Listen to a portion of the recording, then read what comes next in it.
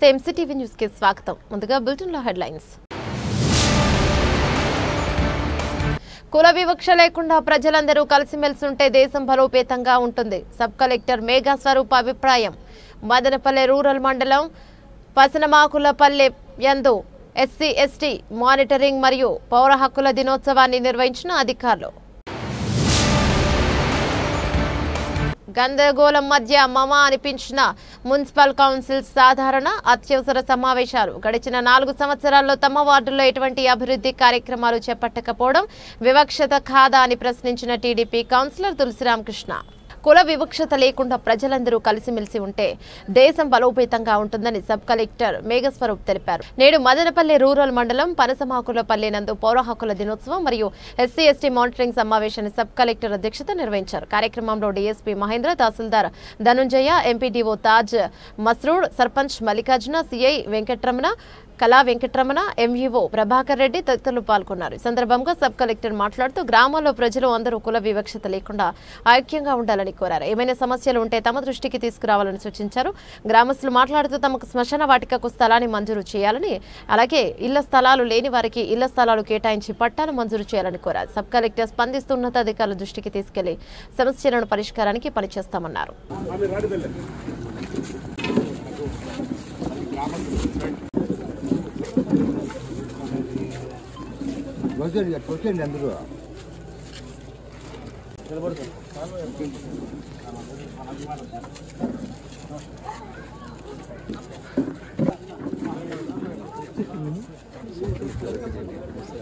ఇప్పుడు మన సభకి విచ్చేస్తున్నారు, వాళ్ళకి స్వాగతం పలుకుతున్నాము. మరియు ఇప్పుడు ఈ రోజు మనము ఇక్కడ పొన్నేటిపాలెం గ్రామము సచివాలయ ఉద్యోగస్తులు అలాగే గ్రామ పెద్దలు అందరూ హాజరై ఉన్నారు.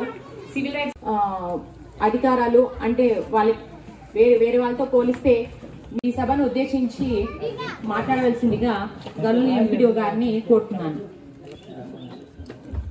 మీ అందరికీ తెలియాలి మీ యొక్క హక్కులు ఏంటని. అండ్ రాజ్యాంగం అందరినీ సమానంగా చూస్తుంది. రాజ్యాంగంలో ఎటువంటి భేదభావాలు లేవు. రాజ్యాంగంలో అన్ని కులాలకి, అన్ని మతాలకి, ఏ వర్గానికి చెందిన వాళ్ళైనా, ఆడ మొగ అట్లాంటి ఎటువంటి భేదభావాలు లేకుండా మన డాక్టర్ బిఆర్ అంబేద్కర్ గారు ఒక డ్రాఫ్టింగ్ కమిటీ చైర్మన్గా ఉన్నప్పుడు మన భారతదేశానికి ఇది ఒక లక్ష్యం, ఇది మనం సాధించాలి, ఖచ్చితంగా రాజ్యాంగంలో ఉండాలి అని అప్పుడు డిబేట్స్ అయ్యి దీన్ని రాజ్యాంగంలో పెట్టడం జరిగింది. అండ్ ఆశ్చర్యపూర్వక విషయం ఏంటంటే 75 ఏళ్ళు దాటాక కూడా మనం ఇంకా కూడా అప్పుడు సెట్ చేసిన లక్ష్యాల్ని మనం ఇంకా అందుకోలేకపోతున్నాం. దానికి ఎందుకు అన్నది ప్రతి ఒక్కరు కూడా మనము ఆలోచన చేయాల్సిన ఒక అంశం. ఇప్పటికి కూడా మనకు మారుమూల ప్రాంతాల్లో, గ్రామాల్లో ఈ భేదభావాలు కనిపిస్తున్నాయి. వేరే కులాల మధ్యలో మనకు ఫైటింగ్ కానీ, కులాల మధ్యలో భేదభావాలు, అదేవిధంగా ఆడ మగ తేడా అండ్ మత భేదాలు ఇవన్నీ కూడా కనిపిస్తున్నాయి. సో ఇవన్నీ అరికట్టడానికి మళ్ళీ కూడా చట్టాలు తీసుకురావడం జరిగింది. మన డిఎస్పీ గారు చెప్పినట్టు ప్రొటెక్షన్ ఆఫ్ సివిల్ రైట్స్ చట్టం and SC ST prevention of atrocities చట్టం, ఇవన్నీ ఎంత పవర్ఫుల్ చట్టాలని మీకు తెలియాలా. ఎందుకంటే మనకు రాజ్యాంగం అప్పుడు డాక్టర్ బిఆర్ అంబేద్కర్ గారు కానివ్వండి, ఇంకా మహాన్ వ్యక్తులు అందరూ ఉద్దేశించింది ఏంటంటే మనం మారుతాం, మనకే మార్పు వస్తుంది అని అనుకున్నారు. బట్ రాలేదు. సో దానికి ఏం చేయాలి? చట్టం తీసుకురావాలా, కనీసం దండిస్తే అయినా మారుతారు అని. సో దానికోసం ఈ చట్టాల్లో పవర్ఫుల్ సెక్షన్స్ పెట్టడం జరిగింది. అంటే ఈ చట్టం కింద కేసు బుక్ చేస్తే దానికి ఇన్వెస్టిగేటింగ్ ఆఫీసర్ కింద స్వయాన డిఎస్పీ గారిని ఎంచుకుంటారు. అండ్ అలానే టైం బౌండ్, అంటే ఒక కేసు రిజిస్టర్ అయ్యాక 90 రోజుల లోపల ఇన్వెస్టిగేషన్ పూర్తవ్వాలా, ఛార్జ్ షీట్ ఫైల్ అవ్వాలా. అండ్ దానికి శిక్షలు కూడా 5 ఏళ్ళు 7 ఏళ్ళు డిపెండింగ్ ఆన్ గ్రావిటీ ఉండడం పెంచి పెట్టారు. అండ్ అలానే స్పెషల్ కోర్ట్స్ అనేవి కూడా ఏర్పాటు చేశారు. ఎందుకంటే మనకు న్యాయస్థానంలో కూడా కేసు బర్డెన్ చాలా ఎక్కువ ఉండడం వల్ల ఎస్సీ ఎస్టీ యాక్ట్స్ కి ప్రివెన్షన్ ఆఫ్ అట్రాసిటీ యాక్ట్ కింద స్పెషల్ కోర్ట్స్ ని పెట్టి ఇలాంటి కేసెస్ అన్ని ఫాస్ట్ గా పూర్తి చేసి మనకు అదొక మెసేజ్ లాగా ఉండాలి సొసైటీలో. ఎవరు కూడా ఈ భేదభావాలు చూపించకూడదు కుల విషయంలో అన్న ఒక ఉద్దేశంతో ఈ చట్టాలని కూడా తీసుకురావడం జరిగింది. పైన యాక్షన్ తీసుకొని డెఫినెట్గా ఇప్పుడు నెక్స్ట్ మళ్ళీ మీటింగ్ లోపు మీరు ఏవైతే ఇష్యూస్ చెప్తారో దానిపైన అన్నిటిపైన కూడా మేము గ్రీవెన్స్ ఉన్నవన్నీ రిజాల్వ్ చేయడానికి ట్రై చేస్తాం. సో ఇంకోటి ఏంటంటే ఇప్పుడు మనం ఉన్నది 2025.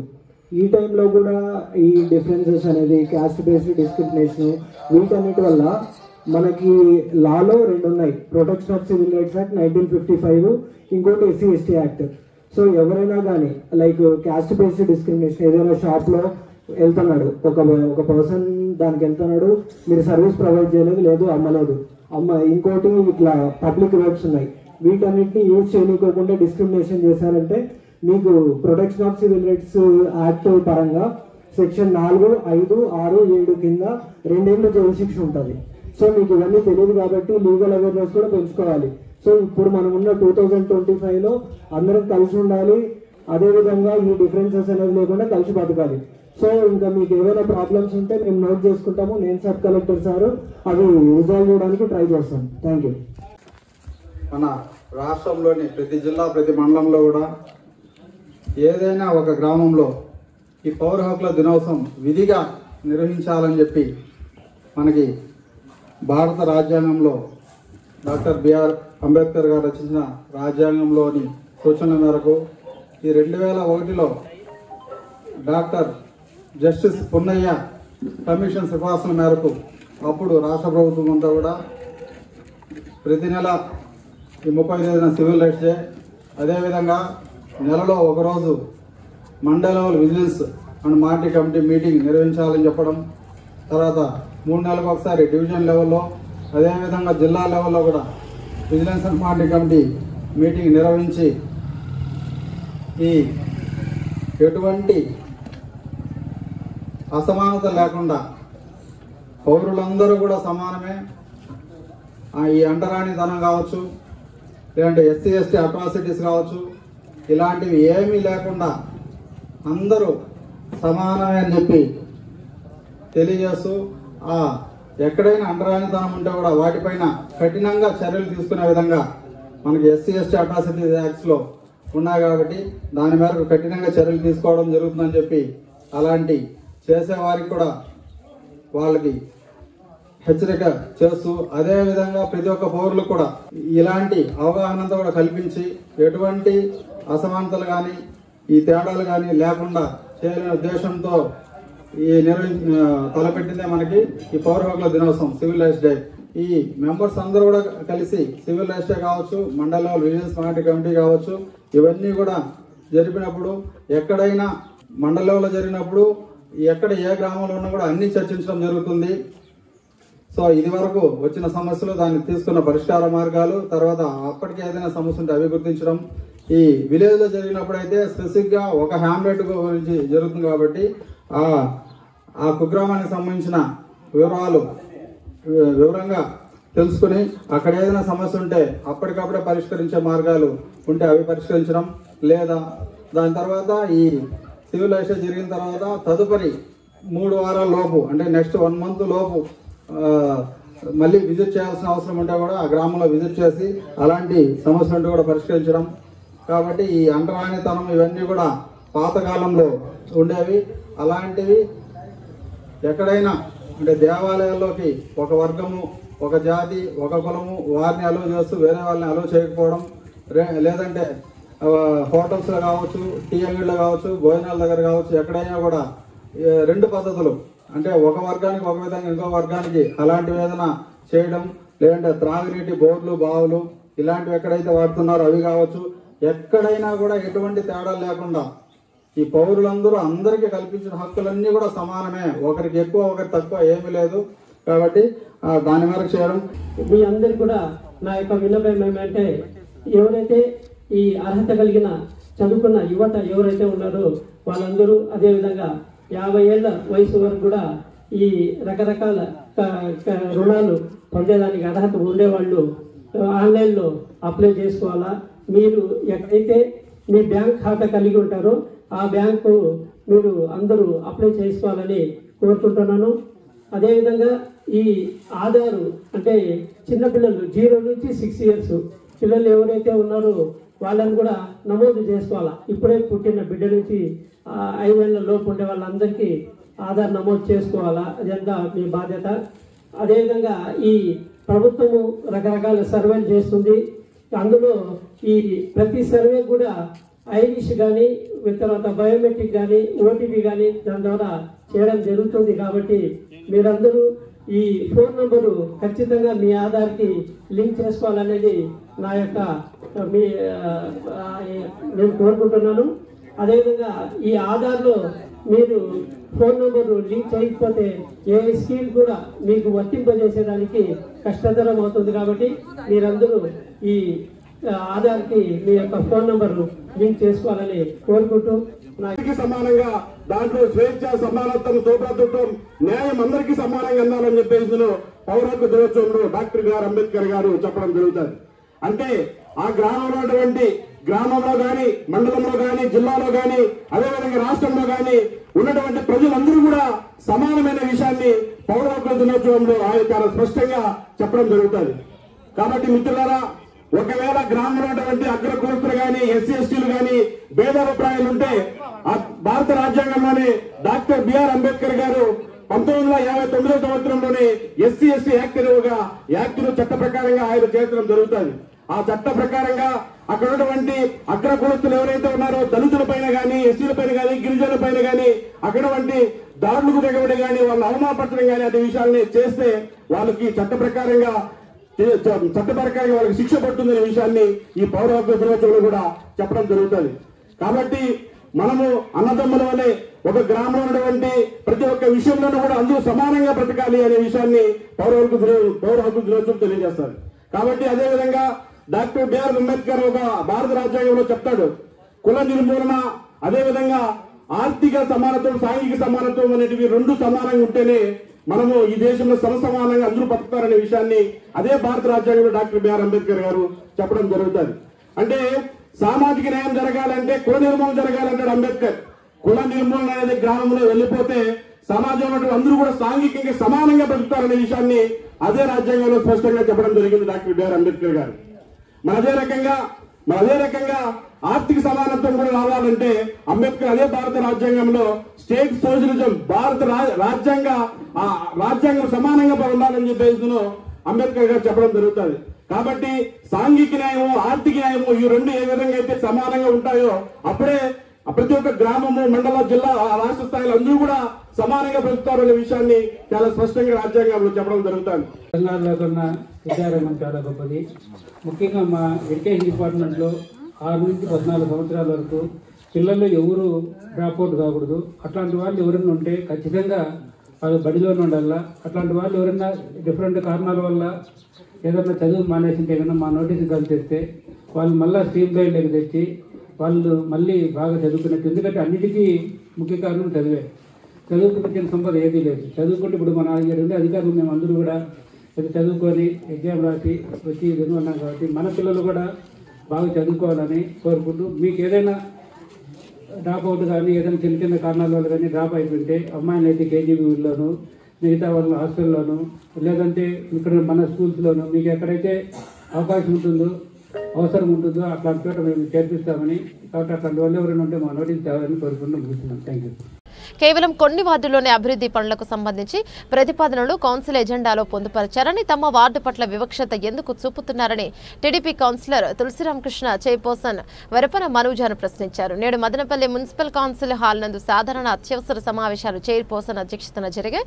ఈ కార్యక్రమంలో డిఈ శ్రావణి, వైస్ చైర్మన్ జింక వెంకటచలపతి, కౌన్సిలర్లు, అధికారులు పాల్గొన్నారు. మొదటగా పహల్గామ్ ఉగ్రదాడిలో మృతి చెందిన వారి ఆత్మకు శాంతి కలగాలని కోరుతూ కౌన్సిల్ మౌనం పాటించింది. అనంతరం సమావేశం ప్రారంభం కాగానే వైసీపీ తిరుగుబాటు కౌన్సిలర్లు నాగార్జునబాబు, కరీముల్లా, టీడీపీ కౌన్సిలర్ తులసిరామకృష్ణలు మాట్లాడుతూ కేవలం కొన్ని వార్డుల్లోనే అభివృద్ధి పనులకు ఎజెండాలో పొందుపరిచారని, తమ వార్డుల్లో ఎందుకు అభివృద్ధి పనులు పెట్టలేదని నిలదీశారు. ఇది పూర్తిగా వివక్షత అని ఆగ్రహాన్ని వ్యక్తం చేశారు.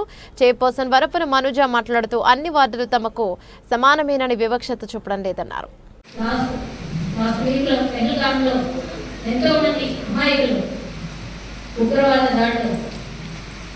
ప్రాణాలు కోల్పోయినారు.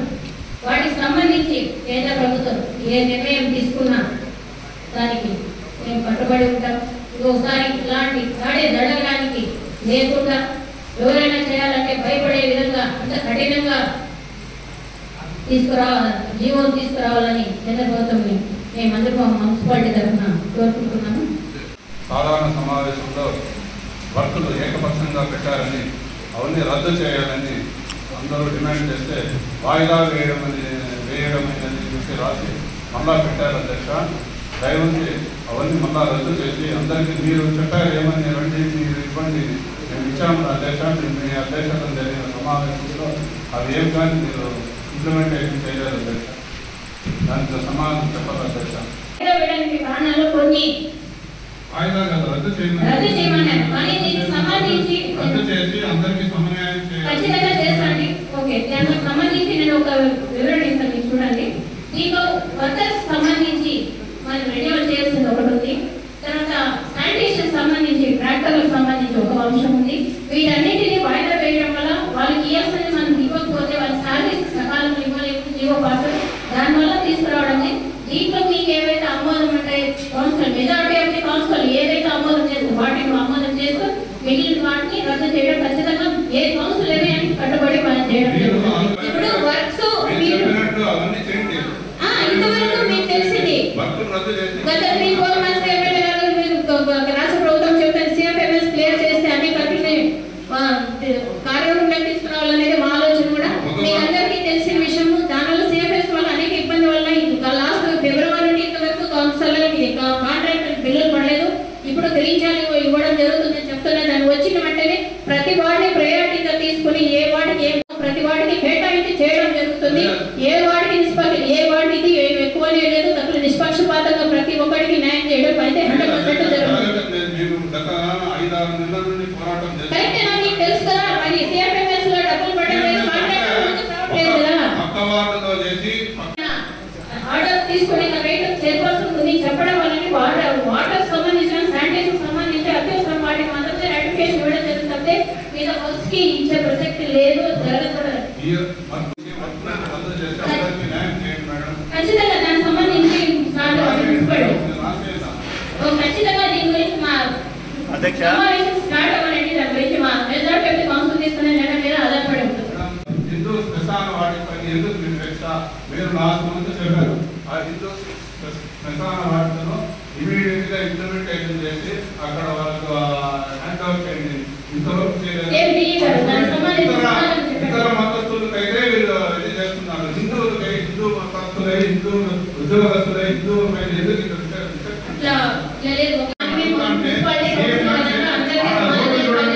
రోడ్డు చూడలేదు. మిగతా చోట్ల అంటే రోడ్లు తాగుడు నెలంతా పని చేస్తారు. అక్కడ ఎందుకు చేయలేదు నేను డిమాండ్ చెప్పారు.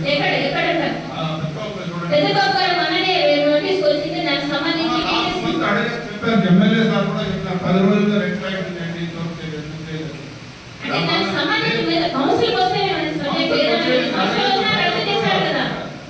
పబ్లిక్ రిప్రజెంటేషన్ కౌన్సిలర్ అంటే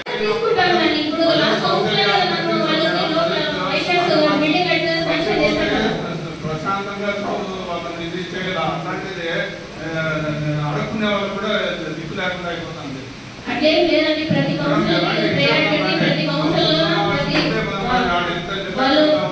ఎంత గలీజ్గా ఉందో ఎందుకు చేయలేదు చెప్పారు.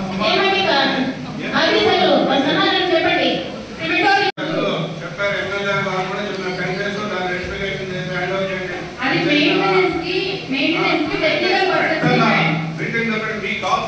సంబంధించి బడ్జెట్ లో కూడా ప్రొవిజన్ ఉంది. దానికి మేము ఆర్ఎఫ్పి క్లోజ్ చేసి టెక్నికల్ పర్సన్స్ ని ఎంగేజ్ చేసి క్రిమిటోరియం ఆపరేషన్ లో చేస్తాము. హ్యాండ్ ఓవర్ వాళ్ళ దగ్గర నుంచి హ్యాండ్ ఓవర్ తీసుకొని ఒక ఎంప్లాయీ పెట్టి ఇంత దగ్గర అంతా పని చేయకుంటున్నారు. వాళ్ళు పబ్లిక్ వాళ్ళు అది పెట్టినప్పుడు వాళ్ళు బిల్ ఇవ్వలేదనేసి కాంట్రాక్టర్ ఎవరైతే ఉన్నారో వాళ్ళు మెయింటెనెన్స్ కి రావడం లేదు. అందుకనేసి చెప్పిన తర్వాత కూడా మళ్ళీ ఆ అజెండాలో ఉన్నటువంటి అంశాలను తిరిగి సేమ్ యాజ్ ఇట్ ఈస్ మళ్ళీ పెట్టడంలో ఉన్నటువంటి అంతరార్థం ఏంటి? ఇంకోటి ఇప్పుడు మళ్ళీ నేను చూస్తున్నా దరిదాపుగా 5 వార్డులలో 4,51,00,000 రూపాయలు మీరు వర్క్స్కు కేటాయించడం జరిగింది. అదేవిధంగా మిగతా వార్డ్స్లో మొత్తంగా 8 మొదటి ఈ అజెండాలో 8 వర్క్స్ ఉన్నాయి కాబట్టి మళ్ళీ నెక్స్ట్ అజెండాలో కూడా 4 సబ్జెక్ట్స్ పెట్టారు. అట్లా మొత్తం ఎత్తున్నప్పుడు మనము 5,27,00,000 రూపాయల వర్క్స్కు సంబంధించినటువంటి అమౌంట్ మీరు వర్క్స్ పైన పెట్టారు. ఇందులో 12 వార్డులు కవర్ అయితే 23 వార్డులు కవర్ కాలా. 23 వార్డుల్లో అక్కడ ఉన్నటువంటి సచివాలయాల ద్వారా మనకు అక్కడ ఉన్నటువంటి వర్క్స్కు సంబంధించినటువంటి ఎస్టిమేషన్స్ ఏమైనా వచ్చినాయా లేదా, అసలు వర్క్స్ అసలు అక్కడ ఏమైనా పూర్తిగా డెవలప్మెంట్ అయిపోయిందా? గత నెలలో ఏదైతే అన్ని వర్గాలకు అన్ని ఏరియాలకు సమానంగా లేదని చెప్పి అందరూ ముఖముఖంగా అజెండా రద్దు చేయడం జరిగింది. ఇప్పుడు ప్రజా పరిపాలన సౌలభ్యం కోసము ఏదైతే అవసరం ఉంటాయో ప్రజల కోసము అవును మాత్రమే పరిగణలోకి తీసుకొని నీళ్లు మాత్రమే తీసుకొని గౌరవ కౌన్సిలర్ గారు 16 వార్డు రాజేష్ గారు అంశాలు పెడతారు. అంశాలు మాత్రం ఆమోదం పెట్టి మిగతా అన్ని కూడా రద్దు చేసి ప్రజల అవసరాలు ఏదైతే ఉందో అవుడికి మాత్రం ప్రజలకు ఎక్కడా కూడా ఇబ్బంది పెట్టకూడదు అని చెప్పి గౌరవ కౌన్సిలర్లు అందరూ కూడా ఒక దీని మీద ఉండాల్సిందిగా కోరుకుంటూ ఆమోదం అధ్యక్ష. మూడవ వార్డు 3వ అంశం ఆమోదం అధ్యక్ష. 4వ అంశము ఆమోదం అధ్యక్ష. 5వ అంశము ఆమోదం అధ్యక్ష. 6వ అంశము ఆమోదం అధ్యక్ష. 8వ అంశము ఆమోదం అధ్యక్ష. 9వ అంశము ఆమోదం లేదు అధ్యక్ష. 10వ అంశము ఆమోదం అధ్యక్ష. 11వ అంశము ఆమోదం అధ్యక్ష. 12 ఆమోదం అధ్యక్ష. 13 ఆమోదం అధ్యక్ష. 14 ఆమోదం అధ్యక్ష. 15 ఆమోదం అధ్యక్ష. 16 ఆమోదం అధ్యక్ష. 18 ఆమోదం అధ్యక్ష. ఇది మాత్రమే మెజార్టీ కౌన్సిలర్లు ఆమోదం తెలుపుతున్నారు అధ్యక్ష.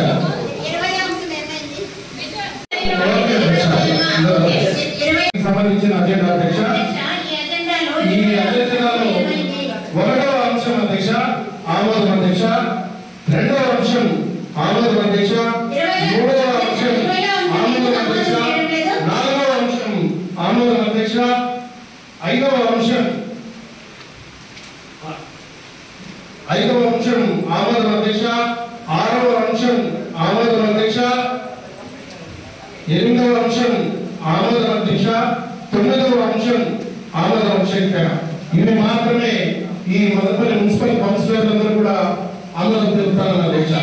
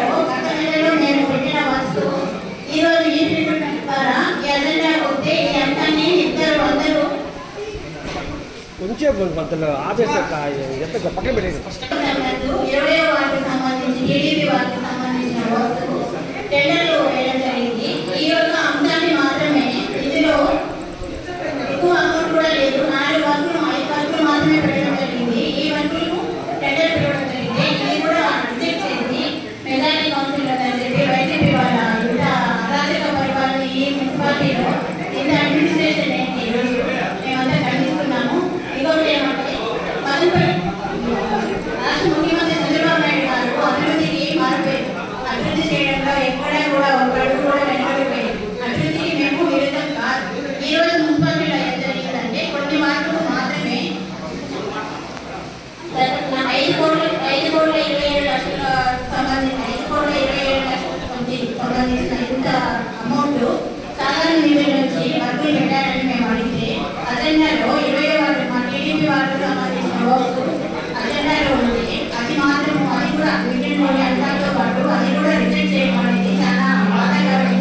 Slot booking digital queue management system ద్వారా రిజిస్ట్రేషన్ సేవలు నేటి నుండి అందుబాటులోకి వచ్చాయని అన్నమయ్య జిల్లా రిజిస్ట్రేషన్ మరియు స్టాంపుల శాఖ అధికారి శ్రీనివాస్ తెలిపారు. నేడు మదనపల్లె పట్టణంలోని సబ్ రిజిస్టర్ కార్యాలయంలో విలేకరుల సమావేశాన్ని నిర్వహించారు. సమావేశంలో మదనపల్లె సబ్ రిజిస్టర్ గురుస్వామి ఉన్నారు. ఈ సందర్భంగా శ్రీనివాస్ మాట్లాడుతూ రాష్ట్ర ప్రభుత్వం స్లాట్ బుకింగ్ DQMS ద్వారా రిజిస్ట్రేషన్ సేవలు నేటి నుండి అందుబాటులోకి వచ్చాయన్నారు. ఈ విధానం 3 పద్ధతిలో ఉంటుందని దీని వలన కాలయాపన తగ్గుతుందన్నారు.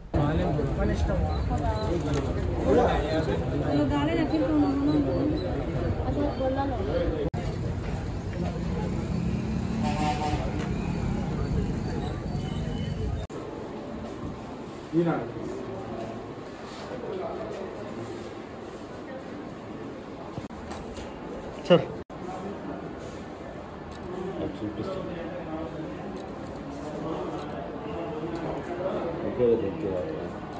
వాళ్ళ కోసం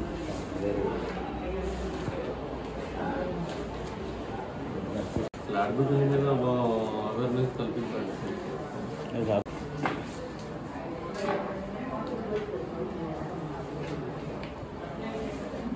అన్నమయ్య జిల్లాలో అంటే ఏప్రిల్ 4వ తేదీ నుంచి రాయచోటి ఆర్వో హౌస్లో స్లాట్ బుకింగ్ స్టార్ట్ అయిందండి. అలాగే ఈ రోజు నుంచి అన్నమయ్య జిల్లాలో అంటే రిమైనింగ్ 11 సబ్ రిజిస్టర్ ఆఫీసుల్లో స్లాట్ బుకింగ్ స్టార్ట్ అయింది.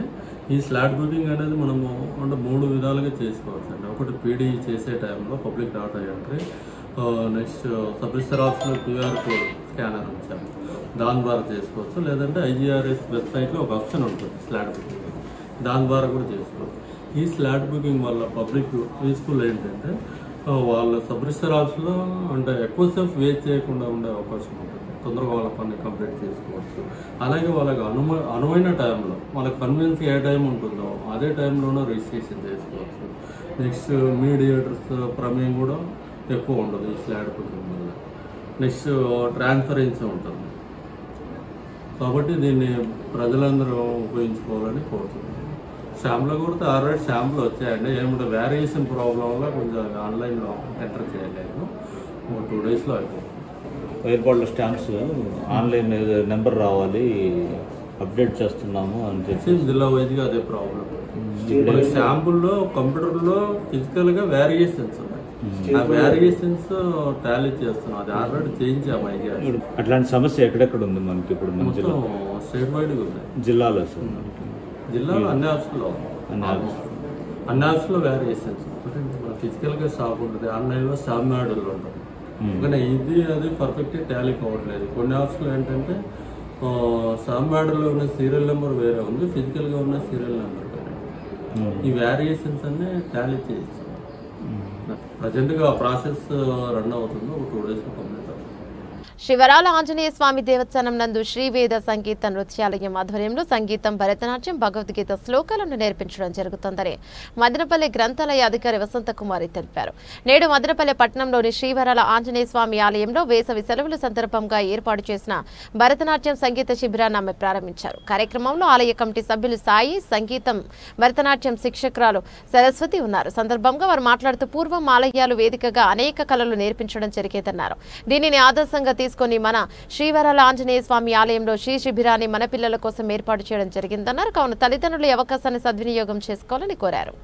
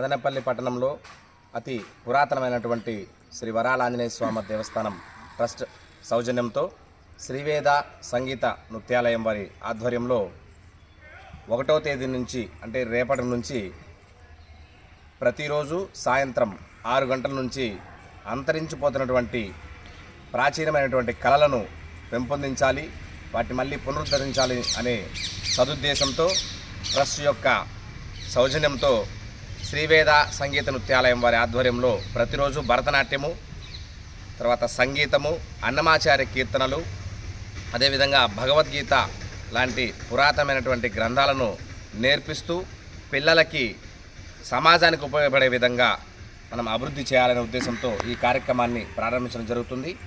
ఈ కార్యక్రమంలో పుర ప్రజలందరూ కూడా వారి వారి పిల్లలను ఈ యొక్క కార్యక్రమంలో పాల్గొనే విధంగా భావించి ఈ విధంగా మనము సమాజానికి ఉపయోగపడే విధంగా మన వంతు సేవ చేయాలని రేపటి నుంచి ప్రతిరోజు కార్యక్రమం ప్రారంభమవుతుంది. కాబట్టి అందరూ కూడా తమ పిల్లల్ని ఈ కార్యక్రమంలో పాల్గొనే విధంగా అందరూ కూడా సహకరించాలని కోరుకుంటున్నాం. అందరికీ నమస్కారం. ఈరోజు మన మదనపల్లిలో ఉన్న వరాల ఆంజనేయ స్వామి గుడిలో భరతనాట్యం, సంగీతము, భగవద్గీత ఈ 3 నేర్పించడానికి ఈరోజు ప్రారంభించడం జరిగింది. సరస్వతి మేడం గారి ఆధ్వర్యంలో ఆంజనేయ స్వామి గుడి ట్రస్ట్ వారి ఆధ్వర్యంలో ఈరోజు ప్రారంభిస్తూ ఉన్నారు. ఇది చాలా మంచి శుభదాయకమైన పరిణామము. ఈ కార్యక్రమానికి మా మదనపల్లి ప్రజలందరూ ఈ కార్యక్రమంలో భాగవహించి అందరూ ఉపయోగించవలసిందిగా కోరుతా ఉన్నాను. ఎందుకంటే మనం పూర్వీకులు అయితే వాళ్ళ ఇంట్లో అందరూ ఒక్కొక్కరు ఒక్కొక్క విద్యలో ప్రావీణ్యం ఉండేది. సంగీతం కానీ, భరతనాట్యం కానీ, భగవద్గీత కానీ చిన్నప్పటి నుంచి పిల్లలకు నేర్పించేవాళ్ళు. కానీ ఇప్పుడు అలాంటివంతా నశించిపోతూ ఉన్నాయి. దాన్నంతా మనము ఇప్పటి నుంచన్నా పిల్లలకి నేర్పించేదానికి అలవాటు చేయాలి. ఆ కార్యక్రమంలో ఈరోజు మన ఆంజనేయ స్వామి గుడిలో ఈ కార్యక్రమం చేస్తున్నది చాలా ఆనందదాయకం. ఈ కార్యక్రమానికి తమరి పిల్లలందరినీ పంపించి అందరినీ ఈ కార్యక్రమాన్ని విజయవంతం చేయాల్సిందిగా కోరుకుంటున్నాను. మదనపల్లి నక్కలదిన్నె వద్ద స్వస్థ హాస్పిటల్ నందు నిర్వహించిన న్యూరాలజీకి సంబంధించిన వైద్య శిబిరానికి విశేష స్పందన లభించిందని ఆసుపత్రి వైద్యులు తెలియజేశారు. నేడు మదనపల్లి పట్టణంలోని స్వస్థ మల్టీ స్పెషాలిటీ ఆసుపత్రి నందు నిర్వహించిన ఉచిత వైద్య శిబిరానికి విశేష స్పందన లభించింది. ఈ సందర్భంగా మాట్లాడుతూ స్వాస్థ్య మల్టీ స్పెషాలిటీ ఆసుపత్రి ఆధ్వర్యంలో ప్రజలకు మెరుగైన వైద్య సేవలు అందించేందుకు వివిధ విభాగాలకు సంబంధించిన ఉచిత శిబిరాలను నిర్వహించడం జరుగుతోందన్నారు. నేడు నిర్వహించిన న్యూరాలజీ వైద్య శిబిరంలో ప్రజలు వైద్య సేవలు పొందారని చెప్పారు.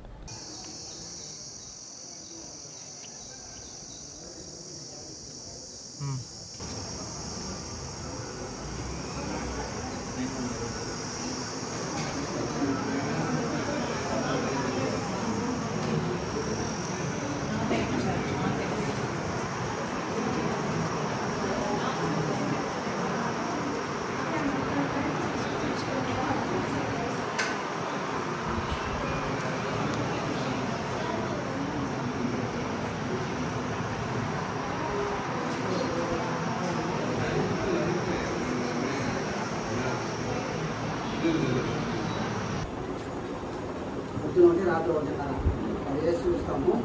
ఏ డోస్ వేరే ఇంకా ఇండియన్ డోస్ అడ్జస్ట్ చేస్తున్నట్టు నా ఇండియన్ మీద ఉన్నట్టుగా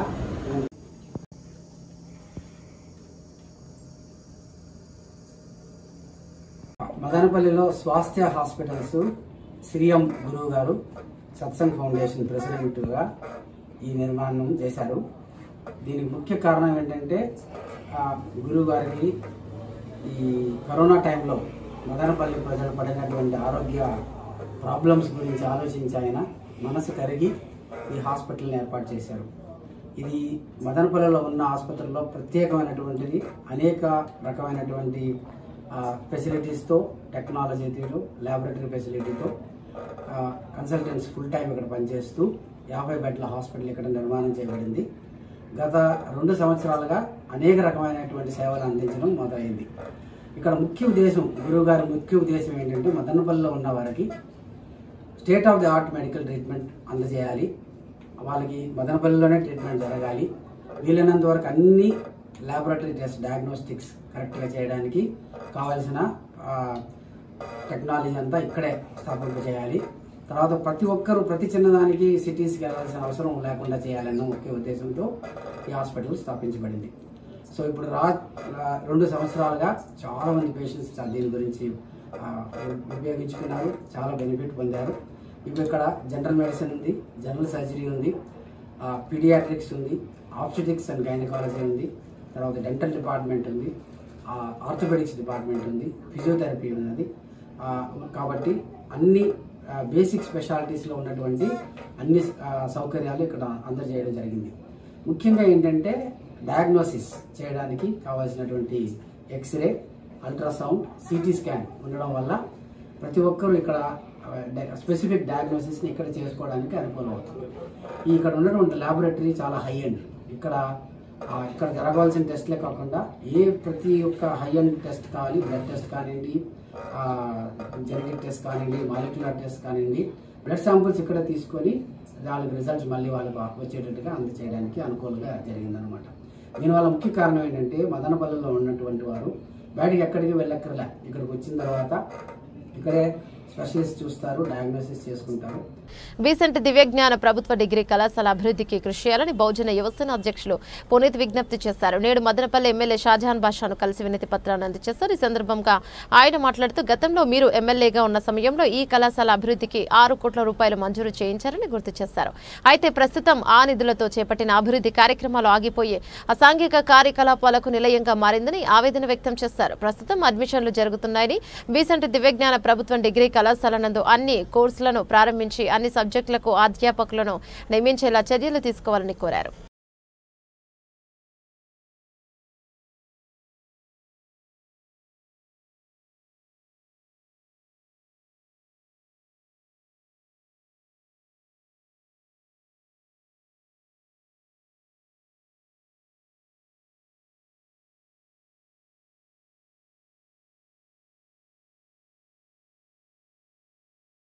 బులెటిన్ ముగించే ముందు హెడ్లైన్స్ మరోసారి. కుల వివక్ష లేకుండా ప్రజలందరూ కలిసిమెలిసి ఉంటే దేశం బలోపేతంగా ఉంటుంది. సబ్ కలెక్టర్ మేఘా స్వరూప్ అభిప్రాయం. మదనపల్లె రూరల్ మండలం పసనమాకులపల్లె యందు ఎస్సీ ఎస్టీ మానిటరింగ్ మరియు పౌర హక్కుల దినోత్సవాన్ని నిర్వహించిన అధికారులు. గందరగోళం మధ్య మమా అనిపించిన మున్సిపల్ కౌన్సిల్ సాధారణ అత్యవసర సమావేశాలు. గడిచిన 4 సంవత్సరాల్లో తమ వార్డుల్లో ఎటువంటి అభివృద్ధి కార్యక్రమాలు చేపట్టకపోవడం వివక్షత కాదా అని ప్రశ్నించిన టీడీపీ కౌన్సిలర్ తులసిరామకృష్ణ. ఇవి బులెటిన్ డీటెయిల్స్. మరో బులెటిన్లో మళ్ళీ కలుసుకుందాం. అంతవరకు సెలవు. నమస్తే.